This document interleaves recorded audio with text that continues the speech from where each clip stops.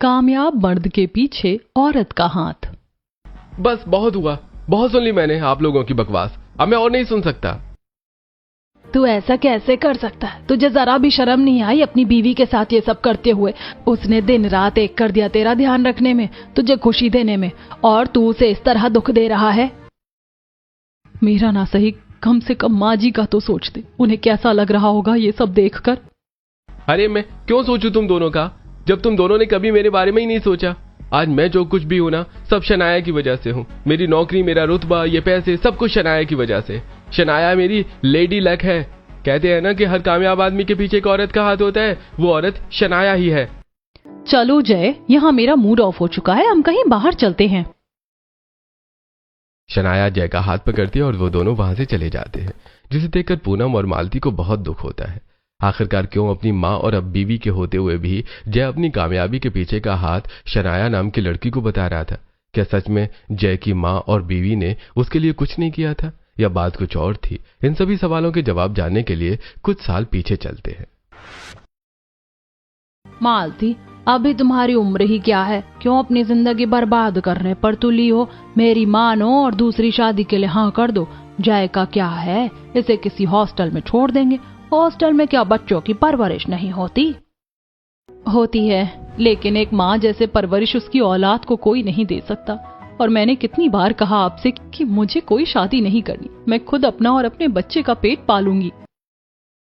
तुम्हें नहीं पता कि यह समाज एक विधवा औरत को किस नजर से देखता है। अभी तो तुम कर लोगी, लेकिन आगे जाकर क्या होगा, सोचा है? अरे इतनी लंबी जिंदगी अकेले कैसे गुजरेगी? तो अकेले गुजारने के लिए कौन बोल रहा है? मेरे साथ मेरा बेटा है, इसी के सहारे मैं अपनी पूरी जिंदगी गुजार दूंगी। एक सड़क दुर्घटना में मालती के पति पंकज की मृत्यु हो जाती है। उसके चलते अब कुछ ही महीनों के गोद के बच्चे की जिम्मेदारी मालती पर आ जाती है। सब लोगों के लाख समझाने पर भी मालती दूसरी शादी के लिए नहीं मानती और अब अकेली ही मेहनत करके अपने बच्चे का ख्याल रखती है। मालती, आज हम सभी टीचर्स रेस्टोरेंट में खाना खाने का प्लान बना रही हैं, तुम भी चलो ना। मैं चलती, लेकिन मैं अपने बच्चे को पड़ोसन के घर छोड़ कर आई हूँ। वो भी रो रहा होगा, मुझे उसके पास जाना है। तुम सब चली जाओ, मैं फिर कभी चलूंगी। स्कूल में टीचर होने के नाते स्कूल खत्म होते ही मालती अब जल्दी जल्दी घर आती है और पड़ोसन विमला से अपने बच्चे को लेकर सीने से लगा लेती है। काकी, इसने ज्यादा परेशान तो नहीं किया ना? नहीं बेटिया, तेरा बच्चा तो बहुत शांत है, बस खेलता रहता है। एक बार मैंने बीच में इसका डायपर बदला था और दूध भी पिला दिया था। थैंक यू काकी, अगर आप नहीं होती तो मैं अपनी टीचर की जॉब कैसे कर पाती।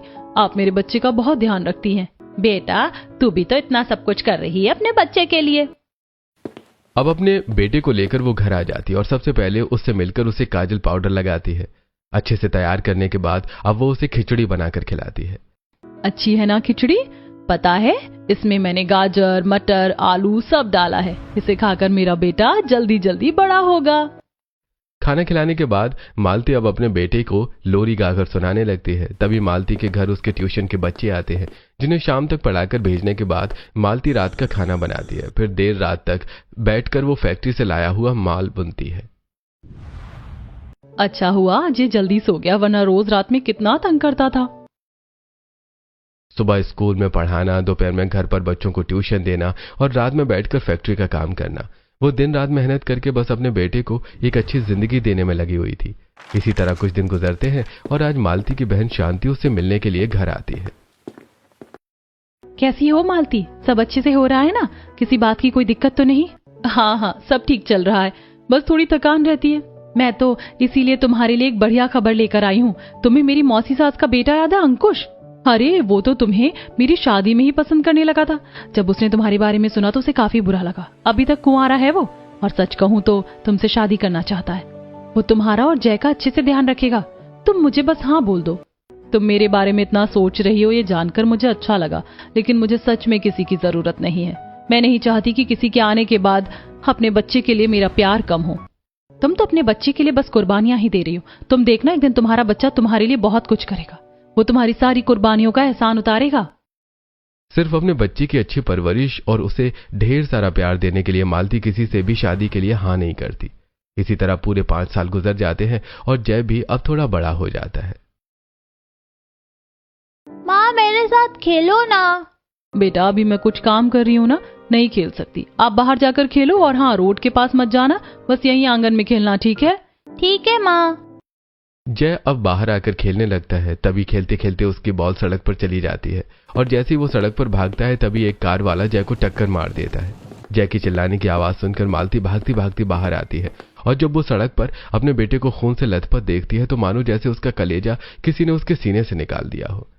हे भगवान, मेरे बच्चे को क्या हो गया? अरे कोई जल्दी से एम्बुलेंस को कॉल करो, अगर मेरे बच्चे को कुछ हो गया तो मैं अभी नहीं जी पाऊंगी। आसपास जमा लोग जल्दी से एम्बुलेंस को कॉल करते हैं। थोड़ी देर में एम्बुलेंस आती है और जय को अस्पताल ले जाती है और जब डॉक्टर जय का चेकअप करते हैं तो देखिए, आपके बेटे का बहुत ज्यादा ब्लड लॉस हो गया है और उसके सिर में भी काफी गहरी चोट लगी है। हमें फौरन इसका एक बड़ा ऑपरेशन करना होगा। कम से कम 10 लाख रुपए का खर्चा आएगा। आप काउंटर पर पैसे जमा करवा दीजिए ताकि हम जल्द से जल्द ऑपरेशन शुरू कर सके। 10 लाख रुपए? इतनी बड़ी रकम मैं कहां से लेकर आऊंगी? मेरे पास तो पैसे ही नहीं है। मालती कई लोगों से मदद मांगती है लेकिन कोई उसकी मदद के लिए सामने नहीं आता। वहीं जब मालती आखिर में अपनी बहन के पास जाती है तो मेरे पास सिर्फ ये 50,000 ही हैं, लेकिन मैं एक आदमी को जानती हूँ, वो लोगों को उनकी चीजों पर काफी अच्छी रकम देता है। अगर तू उसके पास अपनी कोई बेशकीमती चीज गिरवी रख देती तो तुझे वो पैसे दे देगा। मेरे पास तो ऐसा कुछ भी नहीं है सिवाय उस घर के जिसमें हम रहते। 1 मिनट, मैं वो घर गिरवी रख देती हूँ, पैसे आएंगे तो चुका दूंगी। अगर तू नहीं चुका पाई तो तू कहाँ रहेगी? सड़क पर रह लूंगी, लेकिन अपने बेटे को इस तरह जिंदगी और मौत के बीच झूलता हुआ नहीं देख सकती।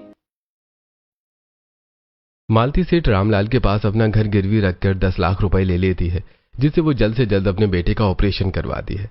कुछ दिन हॉस्पिटल में रहने के बाद अब जय जब पूरी तरह से ठीक हो जाता है तो वहीं मालती के समय से पैसे न चुकाने के कारण रामलाल उनका घर हड़प लेता है और अब मालती अपने बेटे को लेकर एक छोटे से घर में आ जाती है।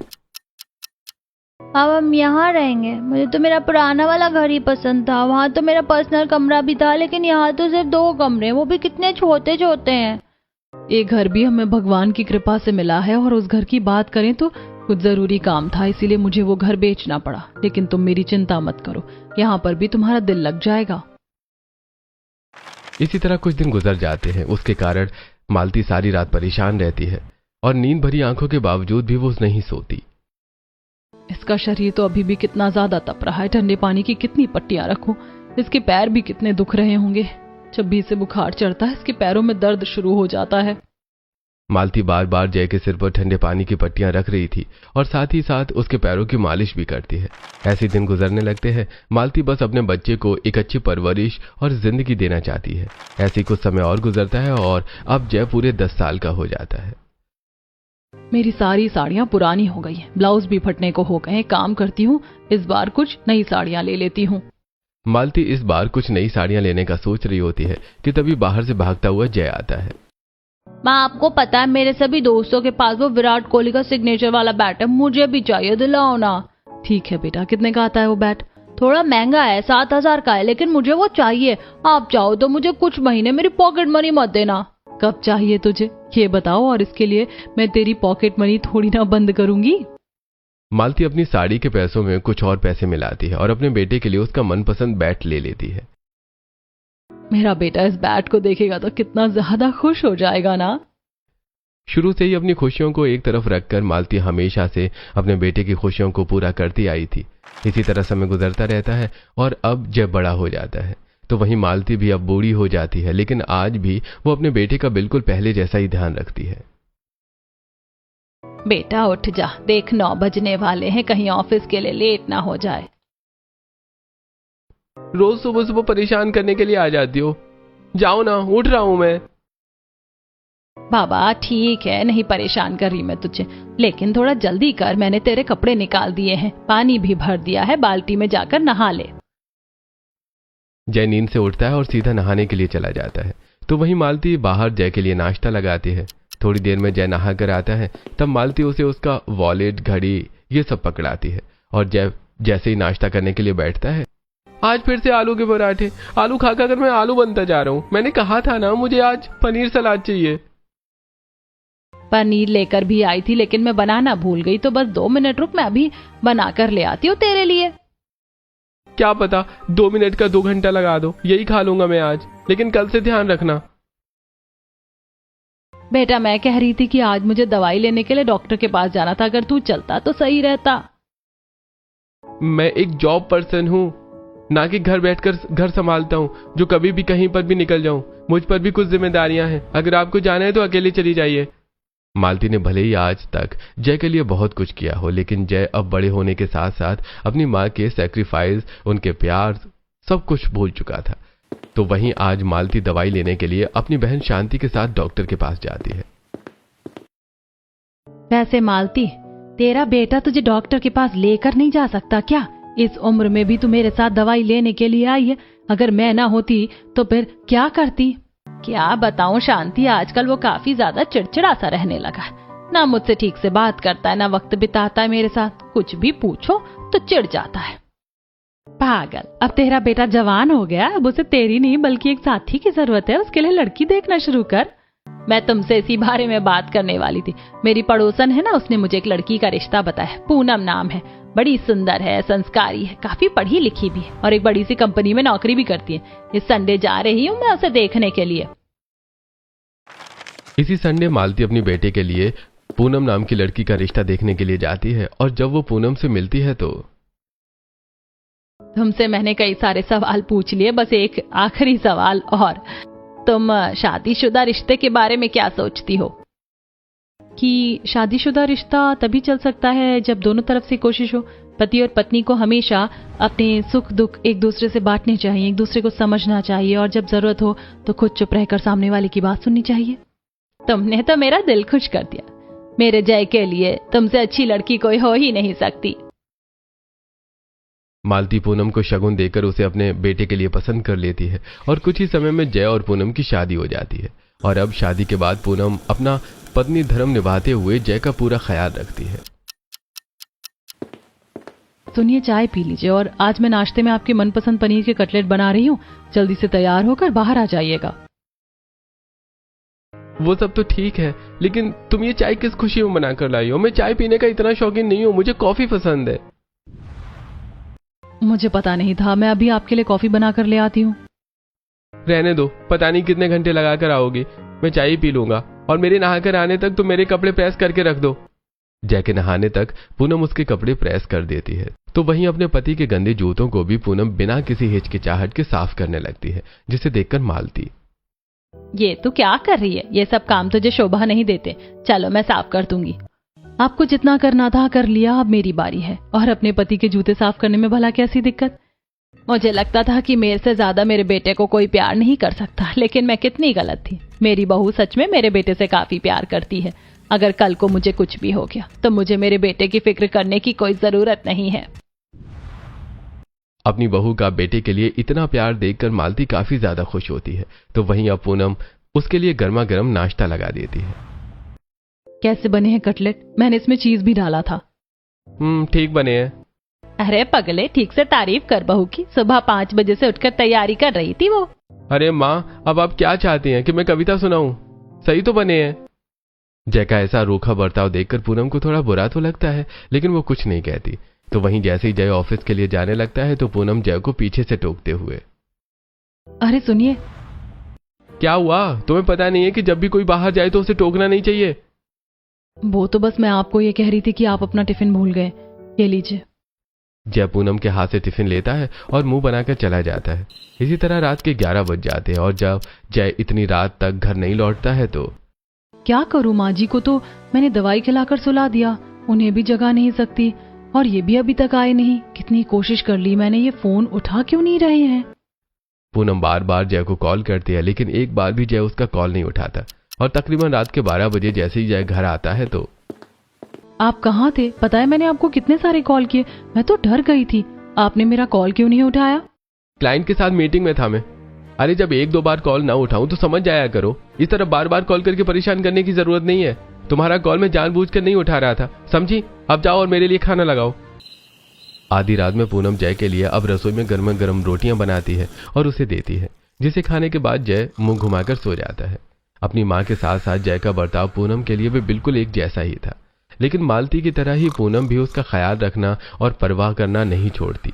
ऐसी समय गुजरता रहता है और आज जब जय ऑफिस में होता है तो उसके मैनेजर के साथ थोड़ी बहस हो जाती है। जब सारे एम्प्लॉइज काम कर रहे हैं तो तुम्हें क्या दिक्कत हो रही है? अगर यहां नौकरी करनी है तो तुम्हें काम करना ही होगा, समझे? मैं तुम्हें फ्री में सैलरी नहीं दूंगा। आपके इन सभी एम्प्लॉइज से ज्यादा पढ़ा लिखा हूं मैं, हर चीज की ज्यादा नॉलेज है मुझे। आपने क्या समझ कर रखा है मुझे? कोई बंधुआ मजदूर? जितनी सैलरी दोगे ना उतना ही काम करूंगा। तो ठीक है, जो तुम्हें तुम्हारे वर्क के अकॉर्डिंग सैलरी दे उसके पास ही जाकर काम कर लो। कल से तुम्हें यहां नौकरी पर आने की कोई जरूरत नहीं है। अपने मैनेजर की बात सुनकर जय बैग उठाता है और नौकरी छोड़कर सीधा घर आ जाता है। जय को इतना परेशान देखकर मालती और पूनम उससे सवाल करने लगती हैं। क्या हुआ बेटा, इतना परेशान क्यों लग रहा है? सब ठीक तो है ना? किसी से कोई झगड़ा हुआ क्या? क्या हुआ, किसी ने कुछ ऑफिस में कहा या काम का प्रेशर है? जय फ्रस्ट्रेशन में आकर पूनम को एकदम से एक जोरदार चांटा मार देता है, जिसे देखकर मालती, तेरा दिमाग तो नहीं खराब हो गया? हिम्मत कैसे हुई तेरी बहू पर हाथ उठाने की? वो तेरे लिए इतना सब कुछ करती है और तू उसकी ये इज्जत करता है? बस करो आप दोनों। अरे नौकरी चली गई है मेरे मैनेजर ने काम से निकाल दिया मुझे, और आप लोग हैं कि सवाल पर सवाल किए जा रही हो ना हो ये सब इसकी वजह से हुआ है। जब से इसके मनहूस कदम यहाँ पड़े हैं तब से मेरे साथ कुछ न कुछ बुराई होता है। उस दिन मेरे हाथ आता आता प्रमोशन किसी के और हाथ चला गया, और अब ये सब। इतना कहकर जय अपनी माँ को गुस्से में धक्का मारता है और सीधा अपने कमरे में चला जाता है। तो वही मालती पूनम को संभालते हुए, पूनम बेटा, मैं जय की तरफ से माफी मांगती हूँ। माँ जी कोई बात नहीं, वो गुस्से में थे, मुझे उनसे बार बार सवाल नहीं करना चाहिए था, गलती मेरी थी। अरे उसे तो ये भी नहीं पता था कि सिर्फ उसका अच्छे से ख्याल रखने के लिए तूने अपनी इतनी अच्छी नौकरी छोड़ दी, और वो तुझे मनहूस कह रहा है। मैं अभी उससे बात करती हूँ, तो चिंता मत कर। रहने दीजिए माँ जी, इस बात का भी गलत मतलब ना निकालें। जब उनका गुस्सा शांत होगा तो वो खुद बात कर लेंगे मुझसे। आज के जमाने में जहां लड़कियां अपने पतियों के हल्के से चिल्लाने पर उनसे डिवोर्स तक लेने के लिए तैयार हो जाती हैं, तो वहीं पूनम एक ऐसी लड़की थी जो इतना सब कुछ होने के बावजूद भी सिर्फ अपने पति का ही सोच रही थी। तो वहीं जय नौकरी चले जाने की वजह से काफी ज्यादा परेशान रहने लगा था, और आज तो वो एक क्लब में जाकर ड्रिंक करता है। क्या करूं मैं? अरे कोई पैसे देने के लिए तैयार नहीं है मुझे। वो एक के बाद एक शॉट्स पर शॉट्स लिए जा रहा था कि तभी जय पैसे देने के लिए अपनी जेब में हाथ डालता है तो देखता है कि उसकी वॉलेट उसकी जेब में नहीं है। क्या करूं मैं? वॉलेट तो घर पर छूट गया और अकाउंट में तो 1 रुपया नहीं है। हे भगवान, ये सब मेरे साथ ही क्यों हो रहा है? बिल्कुल लेकर जय काफी ज्यादा परेशान हो रहा होता है कि तभी वहां एक मॉडर्न ड्रेस पहने शनाया नाम की लड़की आती है, जो जय का बिल दे देती है, जिसे देखकर, आप कौन है और आपने मेरा बिल क्यों दिया? मैं बहुत देर से आपको नोटिस कर रही थी, शायद आप अपना पर्स घर पर ही भूल गए और काफी परेशान भी लग रहे हैं। मुझे ऐसे ही लोग पसंद हैं जिनके साथ बैठकर मैं भी अपना गम बांटते हुए 2-4 पैग लगा सकूं। इफ यू डोंट माइंड, क्या हम साथ में ड्रिंक कर सकते हैं? जय काफी ज्यादा परेशान था, तो उसे अचानक आई शनाया की इस बात से काफी अच्छा लगता है, और अब दोनों बातें करते हुए काफी ज्यादा ड्रिंक करते हैं, और रात में शनाया उसे उसके घर भी ड्रॉप कर देती है। जिसके बाद जय जैसे ही नशे की हालत में घर जाता है तो उसे इतने नशे की हालत में देखकर पूनम, हे भगवान, इन्होंने कितनी ज्यादा पी ली है, अब क्या करूं मैं? ज्यादा पीने की वजह से जय उल्टी भी कर देता है, लेकिन फिर भी पूनम उसकी उल्टी साफ करके उसे कमरे तक ले जाती है और अब उसके जूते निकालकर उसे चादर उड़ा देती है। हे भगवान, प्लीज इनकी लाइफ में जितनी भी प्रॉब्लम है उन्हें खत्म कर दो।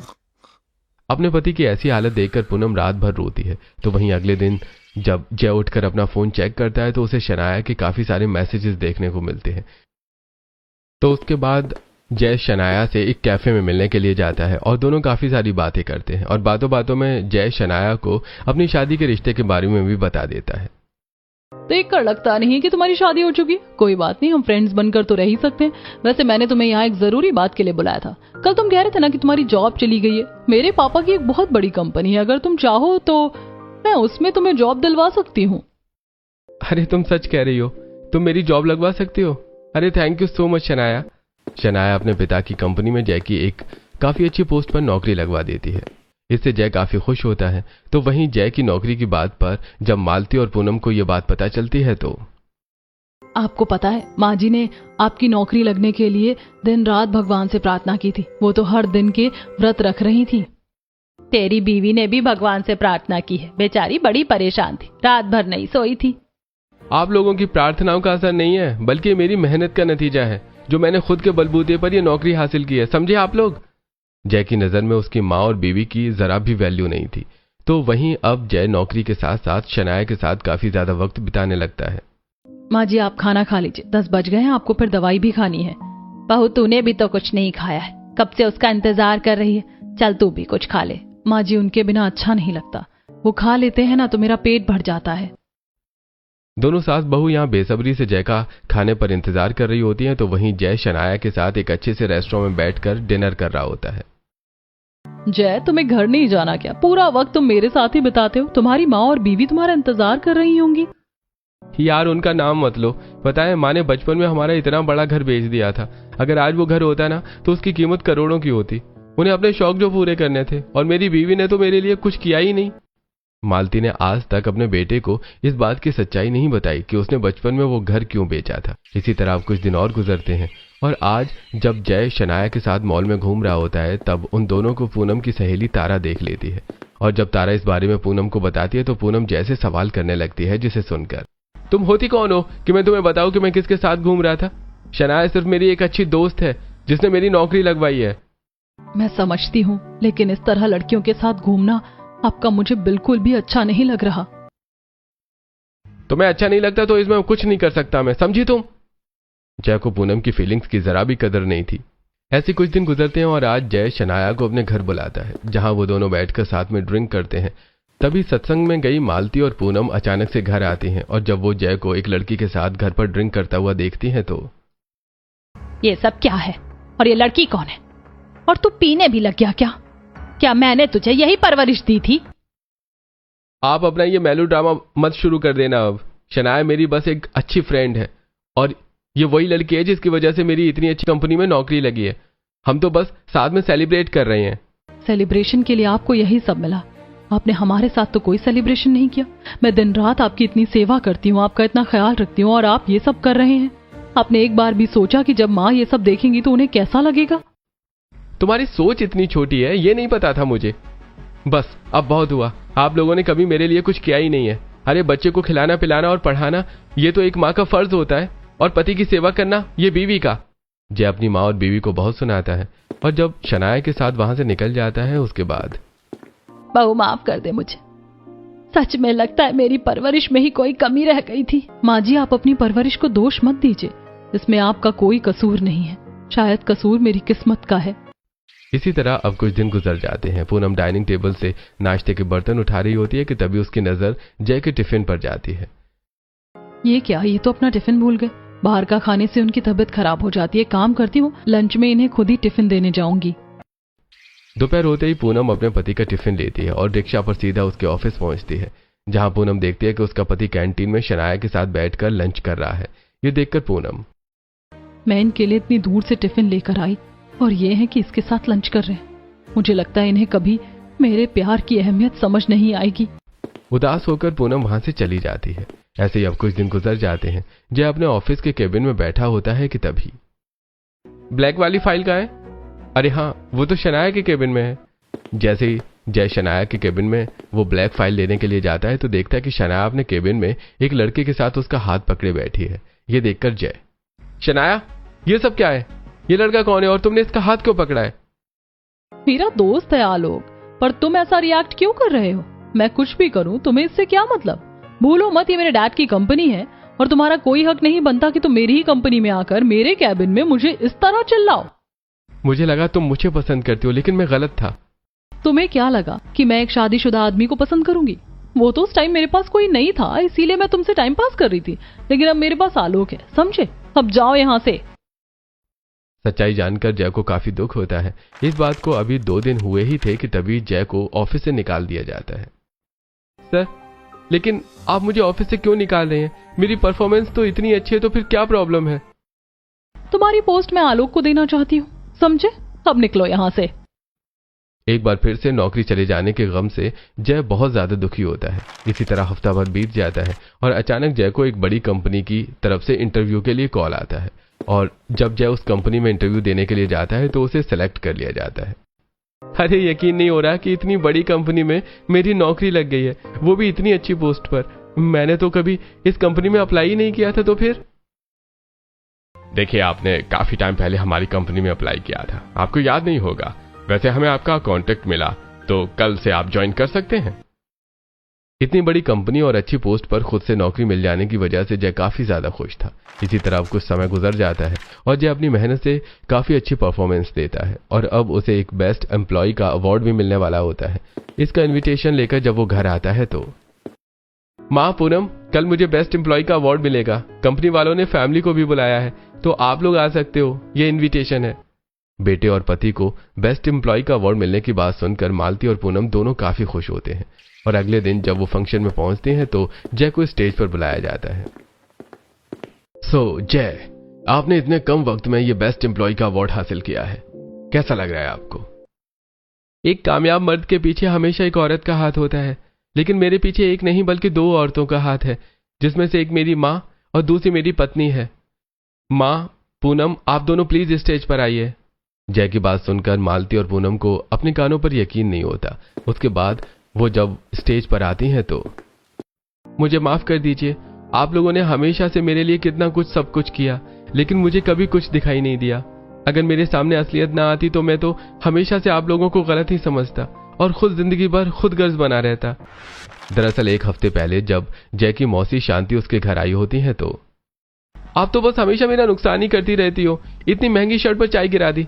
अरे माए तो अपने बच्चों के लिए कितना सब कुछ करती है, लेकिन आपने मेरे लिए आज तक किया ही क्या है सिवाय मेरे नुकसान के। अपनी मौसी के सामने ही जय अपनी माँ को काफी कुछ सुना देता है और गुस्से से अपने कमरे में आ जाता है। ये देखकर शांति को बिल्कुल भी अच्छा नहीं लगता और जब घर में कोई नहीं होता तो शांति सीधे जय के पास जाती है। जय, एक माँ अपनी औलाद के लिए कितना ही कुछ क्यों ना कर ले, लेकिन औलाद अपनी माँ को कभी कुछ नहीं समझती। मुझे लगता था कि तू बड़ा होकर अपनी माँ का दुख दर्द समझेगा, लेकिन तू तो दुनिया वालों से ज्यादा उसे तकलीफ देने लगा। तू जानता भी है तेरी माँ ने आज तक तेरे लिए किया क्या है? बचपन में अपने शौक को पूरा करने के लिए उन्होंने घर बेच दिया और इस छोटे से घर में आकर पटक दिया। अरे शर्म आती है किसी को इस घर में लाते हुए। पता भी है तेरी माँ ने वो घर क्यों बेचा था? तो सुन, अगर तुझे याद हो तो जब तू 5 साल का था तो तेरा एक्सीडेंट हुआ था। इलाज के लिए पूरे 10 लाख रुपए की जरूरत थी। मजबूरी में तेरी माँ को वो घर गिरवी रखना पड़ा ताकि तू जिंदा बच सके। पैसों की कमी के चलते जब तेरी माँ टाइम पर पैसे नहीं चुका पाई तो उन्हें वो घर बेचना पड़ा। और सिर्फ इतना ही नहीं, जब तेरा बाप मरा था ना, उस टाइम तू सिर्फ कुछ महीने का था। चाहती तो तेरी माँ दूसरी शादी कर सकती थी। अरे मैं तो खुद अपने देवर का रिश्ता लेकर आई थी तेरी माँ के पास, लेकिन उन्होंने तेरे लिए शादी नहीं की, अपनी सारी जवानी कुर्बान कर दी। और तू क्या कहता है कि तेरी माँ ने तेरे लिए कुछ नहीं किया? शांति की बातें सुनकर जय को अपने कानों पर यकीन नहीं होता। इसके बाद जय जब ऑफिस जाता है तो जय, इस फाइल के अंदर कुछ एम्प्लॉयज के डॉक्यूमेंट्स हैं जिन्हें कंपनी ने इंटरव्यू के लिए हायर किया था। अब इनका कुछ काम नहीं है, इन्हें सीधा थ्रेडर मशीन में डाल दो। जब डॉक्यूमेंट्स की फाइल को लेकर थ्रेडर मशीन के पास जा रहा होता है कि तभी अचानक उसके हाथ से वो फाइल छूट जाती है और जब जय उस फाइल में बिखरे डॉक्यूमेंट्स समेटने लगता है तो उन डॉक्यूमेंट्स में उसे पूनम का डॉक्यूमेंट भी मिलता है। पूनम? इसका मतलब पूनम को भी इस कंपनी ने इंटरव्यू के लिए हायर किया था। अगर ऐसा था तो उसने मुझे बताया क्यों नहीं? वो डॉक्यूमेंट को उठाकर सीधा HR के पास जाता है। ये डॉक्यूमेंट तो मेरी पत्नी पूनम का है, ये यहाँ क्या कर रहा है? और जहां तक मैं जानता हूँ पूनम शादी से पहले भी एक अच्छी कंपनी में काम करती थी, और अगर उसे इतनी बड़ी कंपनी से ऑफर आया था तो उसने छोड़ क्यों दिया? क्या उसका इंटरव्यू क्लियर नहीं हुआ था? ऐसा नहीं है, उन्होंने इंटरव्यू तो दिया था, बट आप ये क्या कह रही हैं? आपने सबसे जल्दी इंटरव्यू क्रैक किया है और आप ये नौकरी ना पाकर अपने पति को देना चाहती हैं, ऐसा क्यों? मेरे पति मुझसे भी ज्यादा पढ़े लिखे हैं और उन्हें तो पूरे 8 साल का एक्सपीरियंस है इस काम का। प्लीज आप उन्हें हायर कर लीजिए और उन्हें मत बताइएगा कि मैंने आपसे ये रिक्वेस्ट की थी। इतनी अच्छी कंपनी में जॉब मिल जाने के बावजूद भी पूनम ने वो जॉब अपने पति को दिलवा दी थी। पहले अपनी माँ और अब अपनी बीवी की सारी सच्चाई जानकर जय को अपने आप पर काफी शर्म महसूस होती है। जानता हूं, माफी शब्द काफी छोटा है मेरी गलतियों के सामने। इसके अलावा मैं आपसे कुछ और मांग भी नहीं सकता। माँ, आपने मेरे लिए अपनी जवानी खो दी, क्या क्या नहीं किया आपने मेरे लिए। रात रात भर जागती थी आप, पर मैं तो एक नकारा बेटा निकला। मुझे माफ कर दीजिए माँ। और पूनम, मुझे तो तुम्हारे पैर पकड़कर माफी मांगनी चाहिए। एक औरत अपनी जिंदगी में सब कुछ बर्दाश्त कर सकती है सिवाय अपने पति के साथ किसी और औरत के, लेकिन तुमने वो भी बर्दाश्त करके मेरे लिए कितना कुछ किया। आप दोनों मुझे माफ कर दीजिए। इसमें तेरा कोई कसूर नहीं है बेटा, इस तरह हमसे माफी मत मांग। मैं जानती थी कि एक ना एक दिन तू जरूर मेरी ममता और प्यार को समझेगा। और ये सब मैंने कोई एहसान के लिए नहीं किया। ये तो एक पत्नी का फर्ज है जो मैंने अपने पति के लिए किया है। मैं तो बस चाहती हूं कि आप हमेशा कामयाब रहें। जय अपनी माँ और अपनी बीवी को गले लगा लेता है। आसपास खड़े लोग जय और उसकी माँ बीवी के लिए तालियां बजाते हैं और अब जय एक अच्छा पति और बेटा बनकर अपनी माँ और पत्नी का बहुत अच्छे से ध्यान रखता है। अरे आज आप दोनों लेडीज बैठिए, आज मैं खाना बनाऊंगा, बताइए क्या क्या पसंद है आप लोगों को। जय का यह बदलता रूप देखकर उसकी बीवी और माँ काफी खुश होती है, जिसके बाद अब जय अपनी माँ और बीवी के साथ अच्छे से टाइम स्पेंड करता है, उन्हें घुमाता है और उन्हें हमेशा खुश रखने की कोशिश करता है। इसी के साथ आखिर जय एक अच्छा पति और बेटा बन ही जाता है।